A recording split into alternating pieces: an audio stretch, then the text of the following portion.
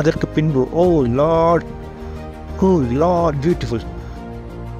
அதற்கு பின்பு நான் மாம்சமான யாவர் மேலும் என் ஆவியை ஊற்றுவேன். Price the Lord. சொல்லுங்கள், பரிசுத்த ஆவியானவர் என் மேல் ஊற்றப்பட்டிருக்கிறார். அதற்கு பின்பு நான் மாம்சமான யாவர் மேலும் என் ஆவியை ஊற்றுவேன். அப்பொழுது உங்கள் குமாரரும் உங்கள் குமாரத்திகளும் தீர்க்கதரிசனம் சொல்வார்கள். உங்கள் மூப்பர் சொப்பனங்களையும் உங்கள் வாலிபர் தரிசனங்களையும் காண்பார்கள். யார் மேல் ஆவியானவர் ஊற்றப்பட்டீர்கள் என்று சொல்கிறாரோ அவர்கள் எல்லாம் இந்த காரியங்களை செய்ய வேண்டும். நீங்கள் தீர்க்க தரிசனம் சொல்ல வேண்டும், நீங்கள் சொப்பனங்களை காண வேண்டும், நீங்கள் தரிசனங்களை காண வேண்டும். இது பரிசுத்த ஆவியானவருடைய ஊழியம் உங்களுக்காக கொடுக்கப்பட்டிருக்கிறது. தேவன் இதற்காகத்தான் பரிசுத்த ஆவியானவர் உங்களுக்கு கொடுத்திருக்கிறார். நீங்கள் சொல்லக்கூடாது, நான் பரிசுத்த ஆவியானவருடைய வேலைக்கு செல்கிறேன். இல்லை, அது பரிசுத்த ஆவியானவருடைய பெஸ்ட் பர்பஸ் அல்ல. பரிசுத்த ஆவியானவருடைய பெஸ்ட் பர்பஸ் எதுவென்றால், நீங்கள் தீர்க்கதரிசனம் சொல்லி இந்த உலகத்தை தேவனுடைய சித்தத்தின்படியாக மாற்ற வேண்டும். ஹல்லேலூயா.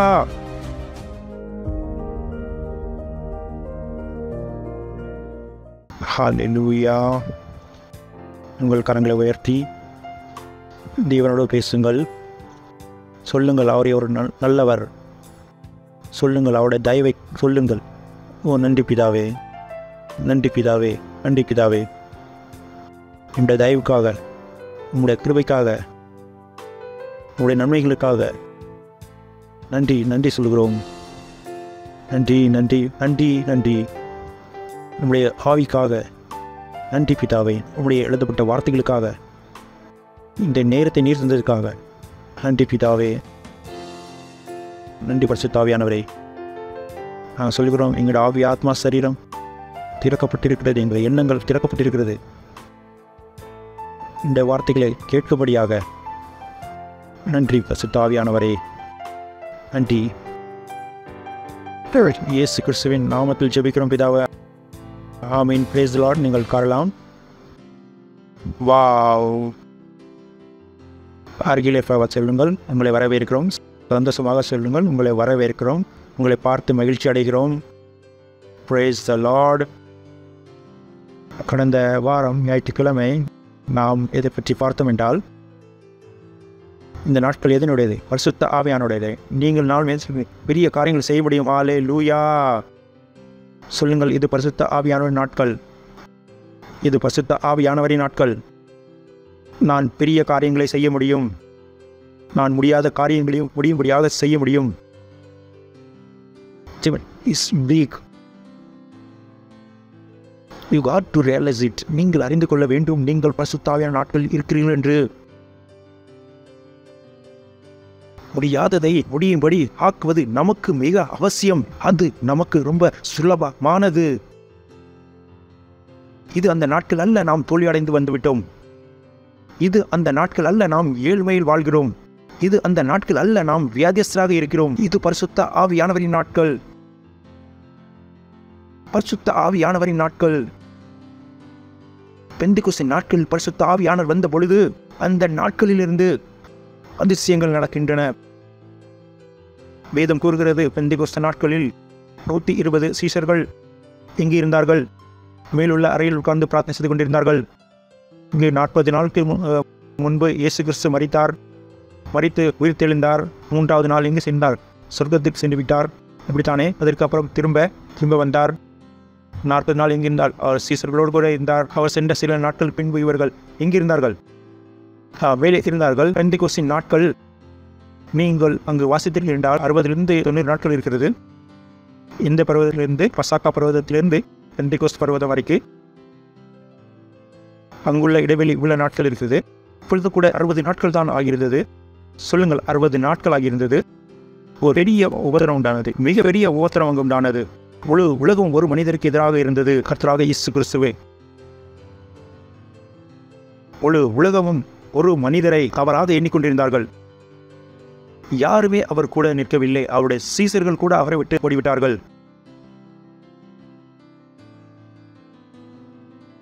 அவருடைய சீசர்கள் கூட ஓடிவிட்டார்கள். அதன் பிறகு இந்த 120 பேர் பயத்தில் சிந்தித்து பாருங்கள். இந்த உலகம் முழுவதும் இந்த 120 பேரை கொல்ல திட்டமிட்டிருந்தார்கள். உலகம் முழுவதிலும் இயேசு கிறிஸ்துவின் நாமத்தை யாரும் தெரிந்து கொள்ள விரும்பவில்லை. உலகத்திலும் இந்த உலகத்தில் ஒருவர் கூட தங்களை இயேசு கிறிஸ்துவோடு தொடர்பு கொள்ளும்படியாக இருக்கவில்லை. ஏனென்றால் இங்கு சில நாட்களுக்கு முன்பு தான் இயேசு கிறிஸ்துவை குற்றவாளியாக இங்கு மறிக்கச் செய்தார்கள். இந்த 120 பேர் இருந்து பிரார்த்தனை செய்தார்கள். பரிசுத்த ஆவியானவர் வந்தார். Praise the Lord. யார் வந்தார்? பரிசுத்த ஆவியானவர். சொல்லுங்கள், பரிசுத்த ஆவியானவர் வந்தார். பரிசுத்த ஆவியானவர் வந்தார். சொல்லுங்கள், பரிசுத்த ஆவியானவர் வந்தார். பரிசுத்த ஆவியானவர் வந்தார். அநேக பேர் இன்னும் புரிந்திருக்கவில்லை பரிசுத்த ஆவியானவர் வந்து விட்டார் என்று. அவர்கள் ஒவ்வொரு ஞாயிற்றுக்கிழமையும் பாட்டு படிக்கிறார்கள். பரிசுத்த ஆவியே வந்துவிடு, பரிசுத்த ஆவி வந்துவிடு. இது பரிசுத்த ஆவியானவரை அவமானப்படுத்துகிறார்கள். ஒருவர் வந்துவிட்டார், அவரை மீண்டும் அழைப்பது அவருக்கு அவமதிப்பு, புரிந்து கொள்ளாமை. சொல்லுங்கள், பரிசுத்த ஆவியானவர் வந்தார். பரிசுத்த ஆவியானவர் வந்தார்.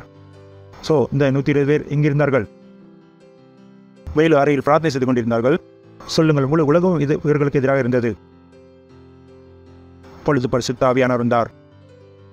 சொல்லுங்கள், அப்பொழுது பரிசுத்த ஆவியானவர் வந்தார். அரசாங்கம் இவர்களுக்கு எதிராக இருந்தது.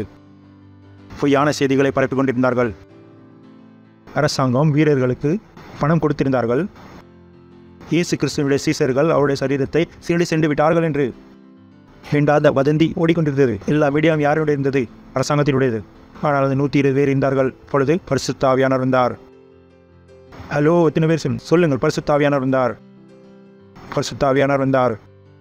பரிசுத்த ஆவியானவர் வந்த பொழுது அந்த 120 பேரில் ஒருவர் பேதுரு இருந்தார். அந்த பேதுரு சில நாட்களுக்கு முன்பு 3 முறை மறுதளித்தவர். ஒரு சிறு குழந்தையில் கூட அவர் பயந்து விட்டார். அதுவல்ல யாரும் அவரை துப்பாக்கி வச்சு சொன்னார்கள், நீ இயேசுவை அறிகிறாயா என்று. ஒரு சிறு குழந்தை கூட கேட்டது, நீ இயேசுவோடு கூட இருந்த சரிமா? சிறு குழந்தை கூட பயந்து விட்டார். இந்த பேதுரு தான் பயந்து கொண்டிருந்தவர். இதே 120 பேர் எல்லாத்தை விட பாக்கியம் இல்லாதவர்களாக இருந்தாலும் எல்லாத்தை விட பாக்கியம் இல்லாதவர்கள். இவர்களுடைய குருவுக்கு எந்த தண்டனை கொடுக்கப்பட்டது? ஒரு குற்றவாளியான தண்டனை. அவமானத்துக்கு ஒரு எல்லையே இல்லாமல் இருந்தது.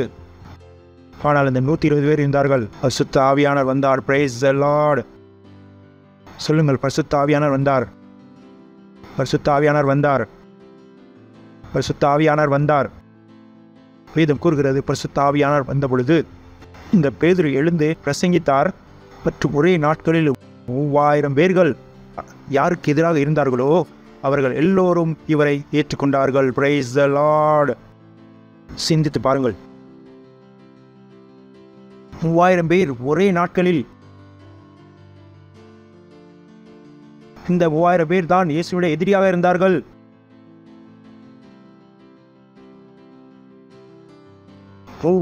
பேர் இயேசு கிறிஸ்துவுடைய எதிரியாக இருந்தவர்கள். இவர்கள் யூதராக இருந்தார்கள்.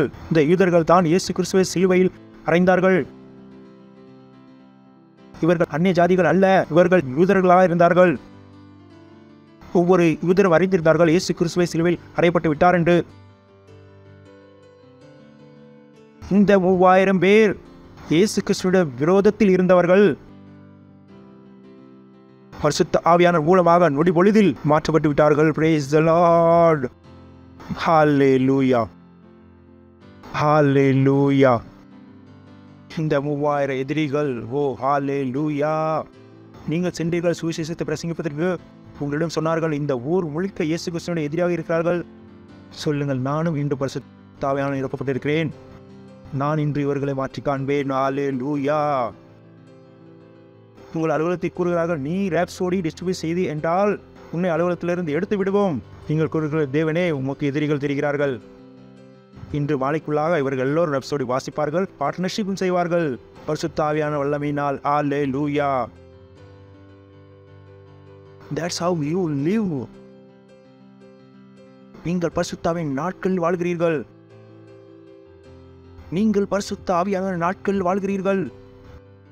அங்கு ஒவ்வொரு எதிரியின் எண்ணங்களை நொடி பொழுதில் மாற்ற முடியும் பரிசுத்த ஆவியான வல்லமையினால்.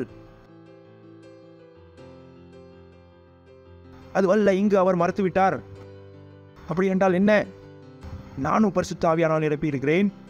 நான் இந்த எதிரிகளை பரிசுத்த ஆவியான வல்லமையினால் மாற்ற முடியும். இவர்களுடைய கால்கள் யாவும் முடங்கும் இயேசு கிறிஸ்துவின் முன்பாக, இயேசு கிறிஸ்துவின் நாமத்தில். Praise the Lord. கேட்கிறீர்களா? இஃப் யூ அண்டர்ஸ்டாண்ட், நீங்கள் எந்த நாட்களில் வாழ்கிறீர்கள் என்று நாம் பரிசுத்த ஆவியான நாட்கள் வாழ்கிறோம். இங்கே கூடாததை கூடும்படியாக செய்ய முடியும். நொடி பொழுதில் தேசங்களை மாற்ற முடியும். யாரும் எதுவும் செய்ய முடியாது.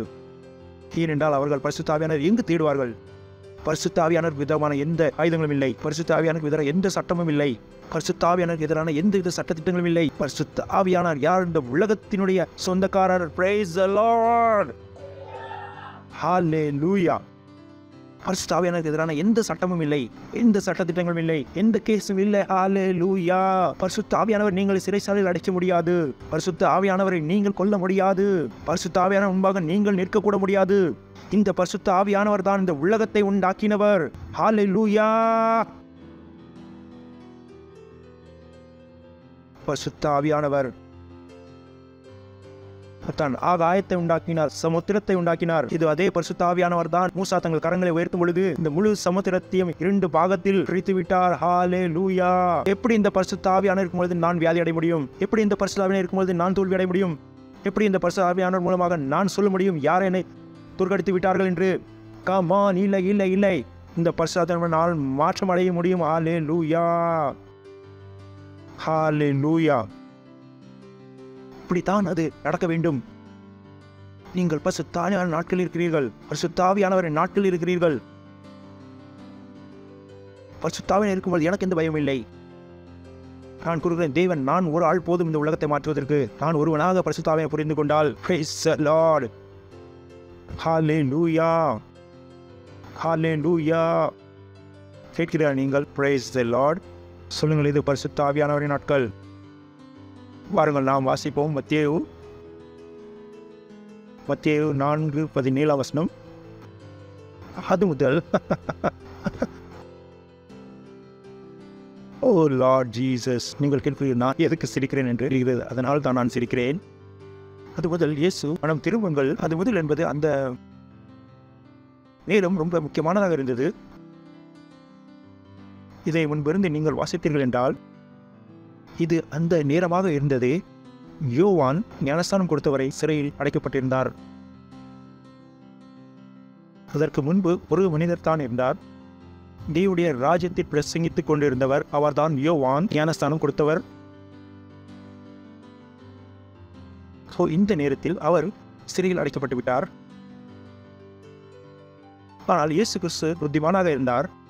இப்பொழுது இவன் சிறையில் அடைக்கப்பட்டு விட்டால் இப்பொழுது என் மேல் அந்த பொறுப்பு வந்துவிட்டது.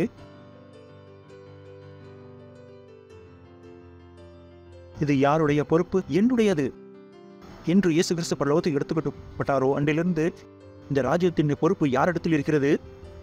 என்னுடையதும் உங்களுடையதும்.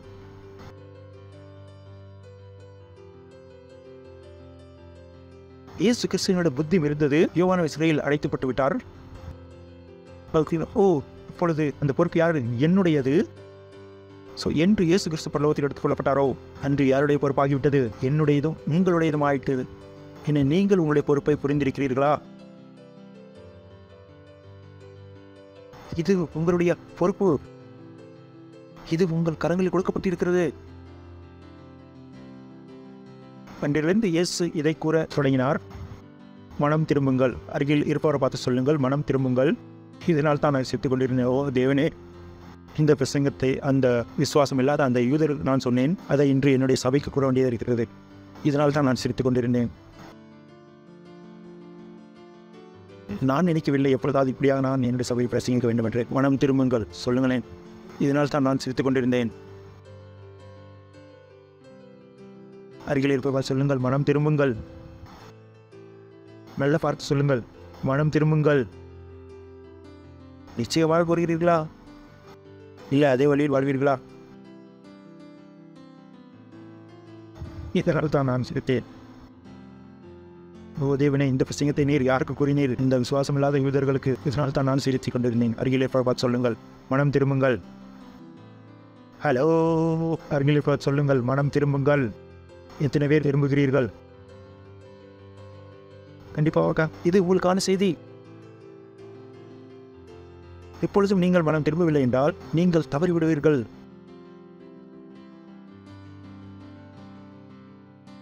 தேவன் இப்படியான வார்த்தைகளை கூறும்பொழுது நீங்கள் கம்பீரமாக இருக்க வேண்டும். மனம் திரும்புங்கள். யார் பக்கமாக திரும்புங்கள்? தேவன் பக்கமாக திரும்புங்கள். உங்களுக்கு இது லேசானது. ஏனென்றால் ஆல்ரெடி உங்களிடத்தில் ஏற்கனவே தேவனுடைய சுபாவம் இருக்கிறது. Praise the Lord. ஹல்லேலூயா. சொல்லுங்கள், என்னிடத்தில் தேவனுடைய சுபாவம் இருக்கிறது. சொல்லுங்கள், என்னிடத்தில் தேவனுடைய சுபாவம் இருக்கிறது. எனக்கு தேவனிடத்தில் மனம் வைப்பது ரொம்ப சுலபமானது. அவர்களுக்கு அது லேசான காரியமாக இருந்ததில்லை. ஏனென்றால் அவர்களிடத்தில் தேவனுடைய சுபாவம் இல்லாதிருந்தது. அவர்கள் புதிய சிருஷ்டியாக இல்லை. பரிசுத்த ஆவியானவர் அவர்களுக்கு இருக்க வரவில்லை. அவர்களுக்கு மனம் திரும்புவது கஷ்டமான காரியமாக இருந்தது. ஆனால் நீங்களும் நானும், எனக்கும் உங்களுக்கும் மனம் திரும்புவது கஷ்டமான காரியமாக இருக்கக்கூடாது. நம்முடைய எண்ணங்கள் தேவனிடத்தில் இருக்க வேண்டுமே. ஒருவேளை யாராவது உங்களிடத்தில் வந்து மனம் திரும்புங்கள் என்று சொல்ல வேண்டியிருந்தால் இது நல்ல விஷயம் அல்ல. யாருடைய மனம் தேவனிடத்தில் இருக்க வேண்டுமோ அவர்களுக்கே இது சொல்ல வேண்டும் என்றால் மனம் திரும்புங்கள், இது நல்ல செய்தி அல்ல. உங்களுக்கு மனம் திரும்புங்கள் என்ற செய்தி கூட தப்பானது. உங்களுக்கு எப்படியா செய்தி இருக்க வேண்டும்? உங்களுடைய மனதை வையுங்கள் என்று சொல்லுங்கள். மனதை அதில் வையுங்கள். மனதை வையுங்கள். மனதை வையுங்கள். அந்த தேவனுடைய ராஜ்யத்தில் அது ஏற்கனவே உங்களுடைய எண்ணங்கள் இருக்கிறது. கேட்கிறீர்களா? அருகில் இருப்பார் சொல்லுங்கள். மனம் வையுங்கள். அந்த தேவனுடைய ராஜ்யத்தில் அது ஏற்கனவே உங்களுடைய மனதில் இருக்கிறது. ஸோ உங்களுக்கு இது ரொம்ப சுலபமானது. கரெக்டா? அவர்களுக்கு அது கடினமானதாக இருந்தது. ஆனால் உங்களுக்கு இது சுலபமானது. நான் உங்களுக்கு காண்பித்தேன். இயேசு கிறிஸ்து என்ன கூறினார்? அவர் அந்த பரலோக ராஜ்யத்தின் பிரசங்கித்தார். பரலோக ராஜ்யத்தை பிரசங்கித்தார். அப்பொழுது அவர்களை குணமாக்கினார். ஸோ குணமாக்குதல் ரொம்ப முக்கியமானது. சொல்லுங்கள், அருகில் பரவாயில்ல சொல்லுங்கள். குணப்படுத்துதல் முக்கியமானது. சென்டர் செய்யுங்கள். சென்டர் உருவாக்குவது மட்டுமல்ல, இந்த சென்டரை நீங்கள் செயல்படுத்தவும் வேண்டும். நான் உங்களுக்கு சொன்னேன், இது பரிசுத்த ஆவியான நாட்கள், பரிசுத்த ஆவியானவரின் நாட்கள். நீங்களும் நானும் வேலை செய்ய முறையை மாற்றி அமைக்க வேண்டும். நாம் ஒவ்வொரு ஞாயிற்றுக்கிழமை செய்திகளை கேட்ட பொழுது மீண்டும் நாம் கடந்த வாரம் செய்தியை கேட்ட பொழுதே எப்படி இருந்தோமோ அப்படியாகவே இருக்கக்கூடாது. ஒருவேளை ஞாயிற்றுக்கிழமை நீங்கள் சபைக்கு சென்றால் அடுத்த திங்கட்கிழமை உங்களுடைய வாழ்க்கை முறை மாற்றமாக இருக்க வேண்டும். ஒவ்வொரு திங்கட்கிழமை உங்களுடைய வாழ்க்கை முறை ஒரு வேறாக இருக்க வேண்டும். நீங்கள் இப்பொழுதும் ஒவ்வொரு திங்கட்கிழமையும் அப்படியாக ஜீவிக்கிறீர்கள் என்றால் 10 வருடமாக எப்படி வாழ்ந்தீர்கள் அப்படியே நீங்கள் சபைக்கு வந்து உங்களுடைய நேரத்தை வீணடிக்கிறீர்கள். நீங்கள் எப்பொழுது ராப்சோடி வாசிக்கிறீர்களோ அந்த பொழுதே உங்களுடைய வாழ்க்கை முறை வேறு விதமாக இருக்க வேண்டும்.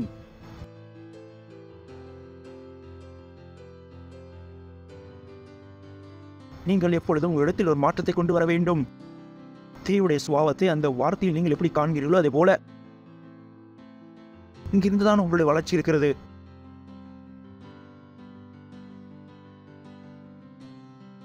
ஸோ நீங்கள் உங்களையே ஏமாற்றிக் கொள்ளாதீர்கள். உங்களுக்கு தெரியும் வளர்ச்சி எப்படி இருக்கிறது என்று, ஆனால் நீங்கள் வளர்ச்சி அடைவதில்லை. Praise the Lord.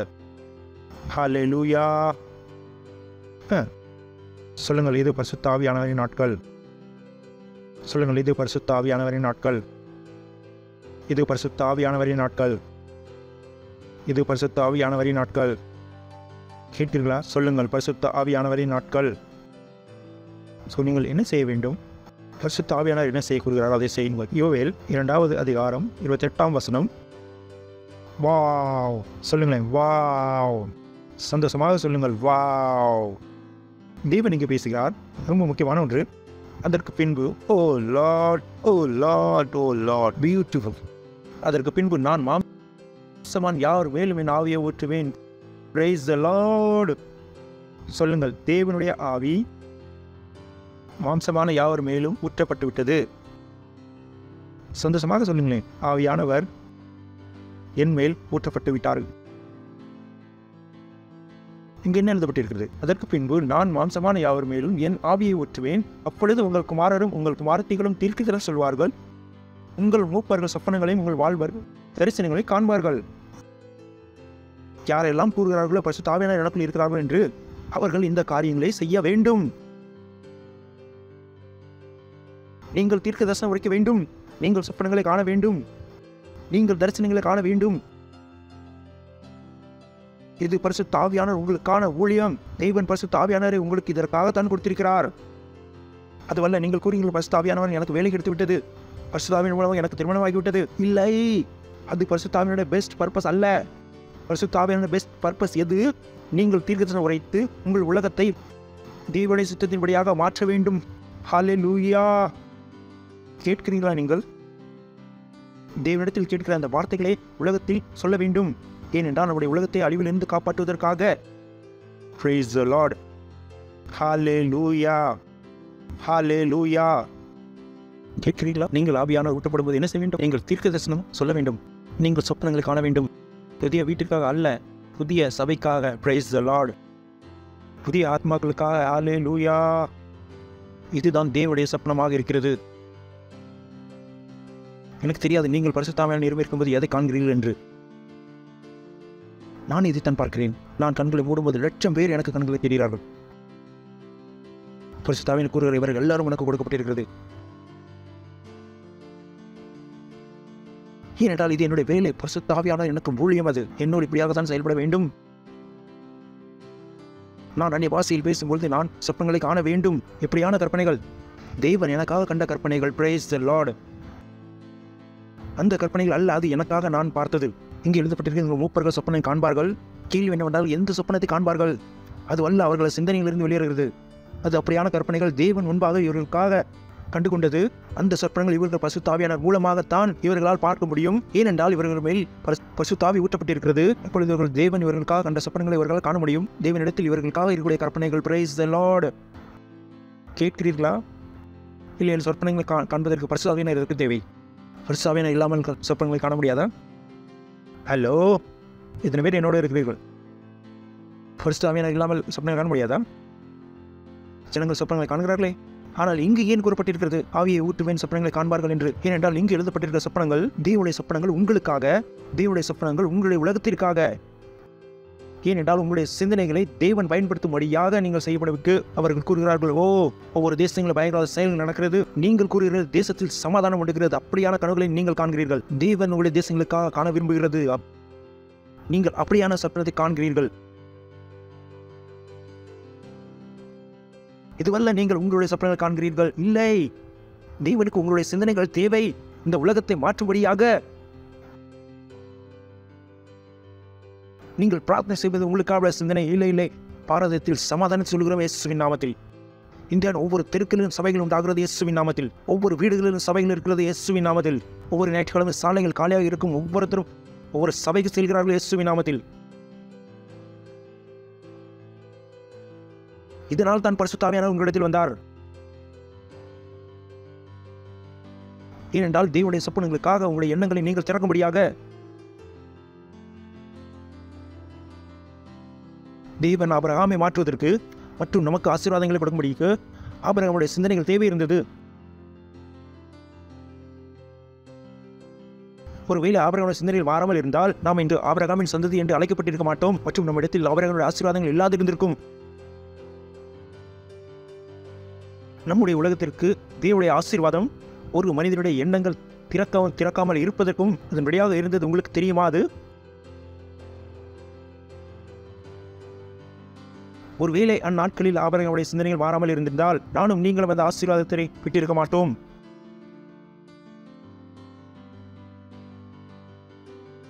தேவன் அவர்களிடத்தில் கூறினார், ஒரு குமாரனை நீர் பெறுவாய். அப்பொழுதும் அவருடைய சொப்பனம் மாறாமல் இருந்தது. அப்பொழுதும் தேவனுடைய சொப்பனம் அவருடையதாக இல்லாதிருந்தது. அவர் கூறினார், நன்றி தேவனே, என்னுடைய வீட்டு வேலைக்காரிக்கும் குழந்தைகள் இருக்கிறது, அவர்கள் என்னுடைய குமாரர்கள் ஆவார்கள். இப்பொழுது வரை இவருடைய சொப்பனம் தேவனுடைய சொப்பனமாக இல்லாதிருந்தது. அவருடைய சொப்பனம் அவருக்காகவே இருந்தது.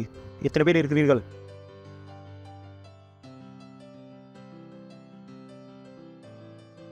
இப்படியான சொப்பனத்தை நீங்கள் காண்கிறீர்கள். 2 மாடி கட்டணங்கள் இருப்பதற்கா அல்லது அனைவருடைய ரட்சிப்பிற்காக நீங்கள் பரிசுத்த ஆவியை நிரம்பி ஜெபிக்கும் பொழுது தேவனுக்கு உங்களுடைய சிந்தனைகள் தேவை. உங்களுக்கு சொப்பனங்கள் இருக்கிறதா? உங்களுடைய தெருக்கள் எல்லாம் இயேசு கிறிஸ்துவை அறிகிறார்கள். உங்களுடைய ஊர் முழுவதும் இயேசு கிறிஸ்துவை அறிகிறார்கள்.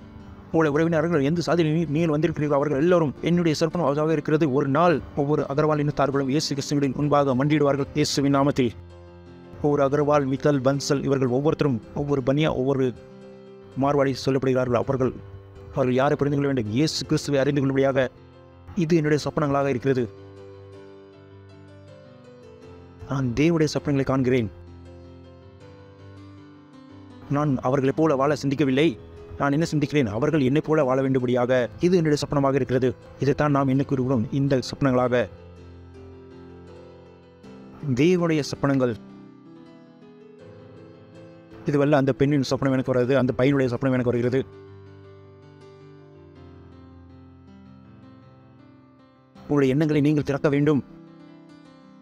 ஆபிரகாமுக்கு சிந்தனையை திறக்க வேண்டியது இருந்தது. அதன் பிறகுதான் நாம் அந்த ஆசீர்வாதத்தை ஏற்றுக்கொண்டோம். சில பேர் சொப்பனை காண்கிறார்கள். ஓ, எங்கள் அம்மா வியாதியில் இருக்காங்க, ஓ அவங்க இருந்து போயிடக்கூடாது. அவர்கள் எப்படியான சொப்பனம் காண்கிறீர்கள்? சில பேர் இப்படியான சொப்பனங்களை தான் காண்கிறார்கள். அவர்கள் வாகனம் ஓட்டுகிறார்கள், வாகனம் ஆக்சிடென்ட் ஆகிட்டு நான் இருந்து படப்பட விழுந்து கிடக்கிறேன். நான் கூறுகிறேன், எப்படியான சொப்பனங்களை காண்கிறீர்கள்? நீங்கள் தவறான சொப்பனங்களை காணாதீர்கள்.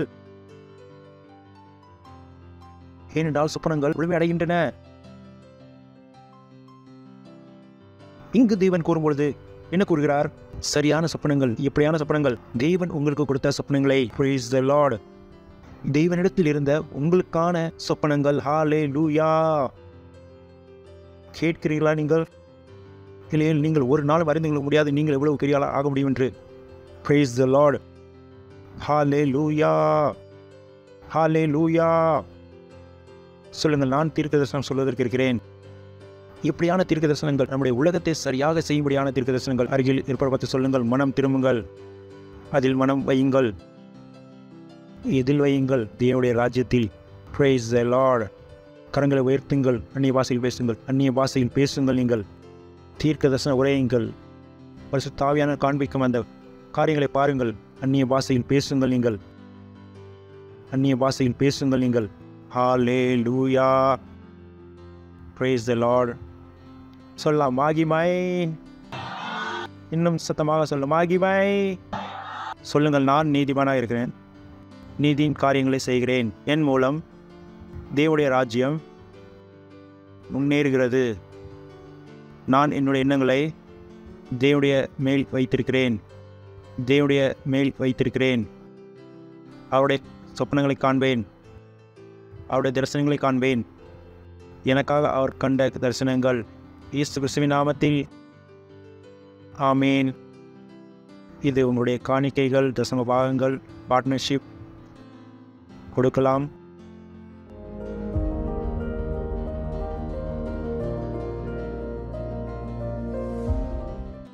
ஹல்லேலூயா.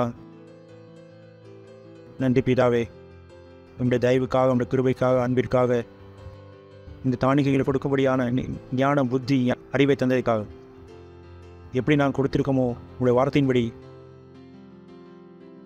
அந்த ஞானத்தை பெற்று அதை செய்யும்படியாக அந்த விசுவாசத்தில் நாங்கள் கொடுத்திருக்கிறோம். நாங்கள் கொடுத்ததை இரட்டிப்பான நன்மை எங்களிடத்தில் வருகிறது இயேசுவின் நாமத்தில். நன்றி பிதாவே, நன்றி. உங்களுடைய ஆசீர்வாதத்தை சொல்கிறோம் இந்த காணிக்கைகளில், உங்களுடைய ராஜ்யத்தின் பெருக்கத்திற்காக. இயேசு கிறிஸ்துவின் நாமத்தில் ஜெபிக்கிறோம் பிதாவே, ஆமீன். Praise the Lord. ஒருவேளை நீங்கள் ரட்சிப்பை பெறவில்லை என்றால், நீங்கள் இயேசு கிறிஸ்துவை ஏற்றுக்கொள்ளவில்லை என்றால், நான் சொல்லும் இந்த இயேசு கிறிஸ்துவுடைய ஜீவனை நீங்கள் பெறாமல் இருந்தீர்கள் என்றால், நான் சொல்லுகிறேன், இது உங்களுடைய நேரம். இந்த வார்த்தைகளை சொல்லுங்கள். சொல்லுங்கள், அன்புள்ள பிதாவே, நான் இயேசு கிறிஸ்துவை விசுவாசிக்கிறேன், தேவனுடைய குமாரனை. நான் விசுவாசிக்கிறேன், அவர் மரித்தார் என்னை காப்பாற்றுவதற்காக. நான் விசுவாசிக்கிறேன், தேவன் அவரை மரித்தோரிலிருந்து எழுப்பினார். அவர் இன்று ஜீவனுள்ளவராயிருக்கிறார். நான் என் வாயினால் அறிக்கையிடுகிறேன், இயேசு கிறிஸ்து என் ஜீவனின் தேவன். இன்றைய நாள் முதல் மற்றும் அவரில் என் விசுவாசத்தின் மூலம் நான் அதை பெற்றுக்கொள்கிறேன். நித்திய ஜீவனை என்னுடைய இருதயத்தில், என்னுடைய ஆவியில். நன்றி ஆண்டவரே, என் ஆத்மாவை காப்பாற்றியதற்காக. இப்பொழுது என்னிடத்தில் நித்திய ஜீவன் இருக்கிறது. நான் இப்பொழுது தேவனுடைய குமாரன். நான் புதிதாக பிறந்திருக்கிறேன். நன்றி ஆண்டவரே, நீங்கள் ஒருவேளை இந்த பிரார்த்தனை செய்தீர்கள் என்றால் பாஸ்டர் கிறிஸ்துடன் வாழ்த்துக்கள். உங்களுக்கு தேவனுடைய குடும்பத்தில் உங்களை வரவேற்கிறோம். தேவனுக்கு நன்றி செலுத்தவும். கர்த்தராகிய இயேசு கிறிஸ்துவினுடைய கிருபையும் தேவனுடைய அன்பும் பரிசுத்த ஆவியினுடைய ஐக்கியமும் நம் அனைவரோடு கூட இருப்பதாக. இயேசு கிறிஸ்துவின் நாமத்தில் ஆமென். என் ஜீவனில் நாளெல்லாம் நன்மை கிருபை என்னை தொடரும்.